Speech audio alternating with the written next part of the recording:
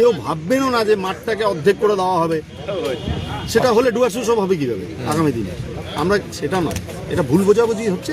যারা ভুল বোঝাবুঝি করছেন আমি তাদেরকে হাত জোর করে বলবো, ঠান্ডা মাথায় ভাবুন, খেলার মাঠ আমাদের দরকার।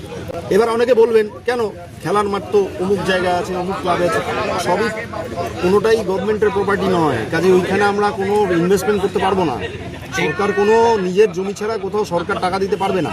তো সেখানে এখানে দিচ্ছে ফুটবল গ্রাউন্ড হবে, গ্রাউন্ডটাকে তৈরি করা হবে, ওখানে বার পোস্ট বসবে, খেলা হবে, এবং খেলা হলে পরে আমরা ন্যাশনাল গেমগুলো, ইন্টারন্যাশনাল ফুটবল গেমগুলো আমরা এখানে করতে পারবো। এটা বুঝতে হবে আলিপুরদুয়ারে যারা এটাকে বিরোধিতা করছেন। এটা দেখুন, স্টেডিয়ামের বিরোধিতা হয়েছে, তা আমরা তো কংক্রিট স্টেডিয়াম করছি না, এখানে জেলা প্রশাসন একটা মাঠ করছে।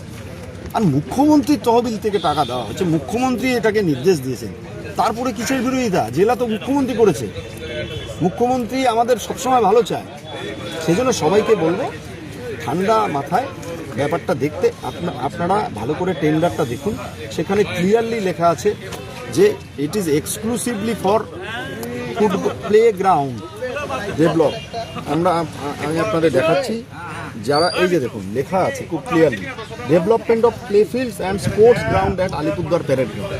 তো স্পোর্টসের বিরোধিতা করবো নাকি আমরা? খেলার বিরোধিতা করা যায়নি, কংক্রিটের বিরোধিতা করা যায়, এখানে কংক্রিট হবে না, এটা আমরা দায়িত্ব নিয়ে নিচ্ছি। এই যে এই ছবিটা আপনারা সবাইকে দেখাতে পারেন, এখানে কংক্রিট হবে না, পুরো নেট, আর এই নেটটা খুলতে পারে, যে যখন তখন খুলে ফেলা যাবে নেট।